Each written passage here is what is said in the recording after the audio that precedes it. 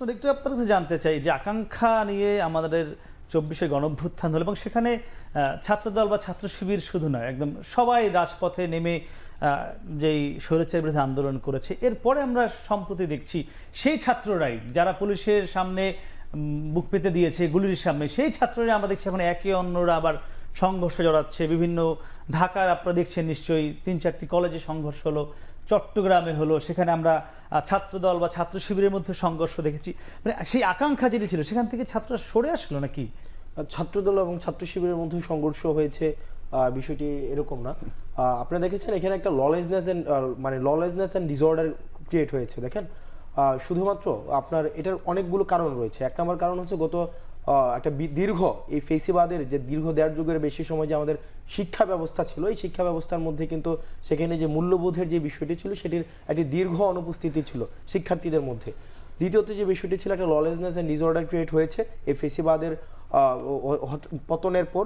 তো যেখানে দেখা গিয়েছে রাষ্ট্রের যে আইন শৃঙ্খলা রক্ষাকারী যে বাহিনীটি রয়েছে, আপনি যদি দেখেন যে সেখানে হচ্ছে দুই দিন আগে তারা হচ্ছে সোশ্যাল মিডিয়াতে ঘোষণা দিয়ে তারা হচ্ছে পারস্পরিক সংঘর্ষে লিপ্ত হয়। তো সেই জায়গাতে আমাদের আইন শৃঙ্খলা রক্ষাকারী বাহিনীর যে ধরনের প্রত্যাশিত ভূমিকা রাখার প্রয়োজন ছিল তারা কিন্তু সেটি দেখাতে ব্যর্থ হয়েছে। আমাদের এই ফেসিবাদকালীন সময়ে আমরা দেখেছি বিভিন্ন কর্মসূচি আমাদের যখন দিতে হতো তখন আমরা সাইন ল্যাঙ্গুয়েজের মাধ্যমে কর্মসূচি দিতে হতো। এই সাইন ল্যাঙ্গুয়েজের মধ্য দিয়ে যদি কর্মসূচি আমরা দিতাম সেটিও ইন্টেলিজেন্স ইউনিট জেনে যেত। কিন্তু এখন দেখা যাচ্ছে যে আমাদের প্রকাশ্যে ঘোষণা দিয়ে পারস্পরিক দ্বন্দ্বের মধ্যে লিপ্ত হচ্ছে, সেই জায়গায় আইন শৃঙ্খলা রক্ষাকারী বাহিনী কিন্তু প্রত্যাশিত যে ভূমিকাটি সেটি রাখতে পারছে না। তৃতীয়ত এক্ষেত্রে মিডিয়ার যে বিষয়টি, মিডিয়ার একটি গুরুত্বপূর্ণ ভূমিকা রয়েছে। আমরা দেখা যায় কি আমরা অ্যাডমিনিস্ট্রেটিভ বিভিন্ন ধরনের প্রবলেম আমরা হচ্ছে ফোকাস করি, জুডিশিয়ারির প্রবলেম ফোকাস করি, আমরা হচ্ছে আইন শৃঙ্খলা রক্ষাকারী বাহিনীর বিভিন্ন প্রবলেমগুলোকে আমরা ফোকাস করি। কিন্তু মিডিয়ার এক্ষেত্রে অনেক বেশি দায়িত্বশীল ভূমিকা রাখার প্রয়োজন ছিল।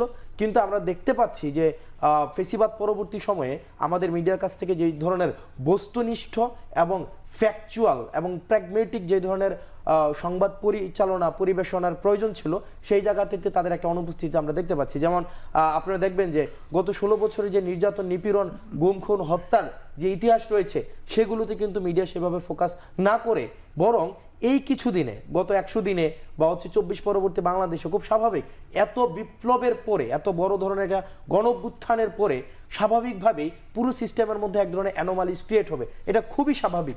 কিন্তু আমাদের ১৬ বছরের ক্ষতটা ভুলে গিয়ে এই ১৬ দিনের অথবা ১৬ সপ্তাহের এই ভূমিকাটাকে বা এই অ্যানোমালিসটাকে বড় করে দেখানোর একটা প্রবণতা তৈরি হয়েছে। আমরা মনে করি এই সামষ্টিকভাবে এই সংঘর্ষগুলোকে হচ্ছে সেখানে একটা ইনস্টিগেট করছে বা প্ররোচনা যোগাচ্ছে। সেই জায়গাতে আমাদের যে ছাত্র সংগঠনগুলো রয়েছে আমরা আমাদের জায়গা থেকে কিন্তু আমরা চেষ্টা করছি। যেমন ছাত্রদলের একটা গুরুত্বপূর্ণ ভূমিকা ছিল, যেমন সোহরাওয়ার্দী কলেজে যদিও শুরুর দিকে ছাত্রদল এবং শিক্ষার্থীদের মধ্যে এক ধরনের একটা নেতিবাচক একটা সম্পর্কের শুরু হতে যাচ্ছিল, কিন্তু দায়িত্বশীল ভূমিকার কারণে সেই জায়গাটিও কিন্তু মিটিগেট হয়ে গিয়েছে।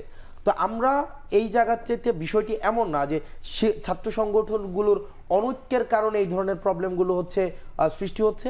আমাদের এখানে সামাজিক এবং অর্থনৈতিক বাস্তবতাগুলো আমাদের যে ১৬ বছর একটা সেট আপ হয়েছিল সেই জায়গাগুলোতে আমাদেরকে ফোকাস করতে হবে এবং ছাত্র সংগঠনগুলোর সেখানে ভুল ত্রুটি রয়েছে, কিন্তু আমরা আমাদের জায়গা থেকে চেষ্টা করে যাচ্ছি যেন আমাদের যারা অতীতের যারা রাজনীতি করে গিয়েছে তাদের রাজনৈতিক ভুলের মাসুল এখন আমাদের তরুণ প্রজন্মকে গুনতে হচ্ছে এবং আমরা মানসিকভাবে প্রস্তুত এই ভুলের মাসুলটা আমাদেরকে আরও কিছুদিন দিতে হবে।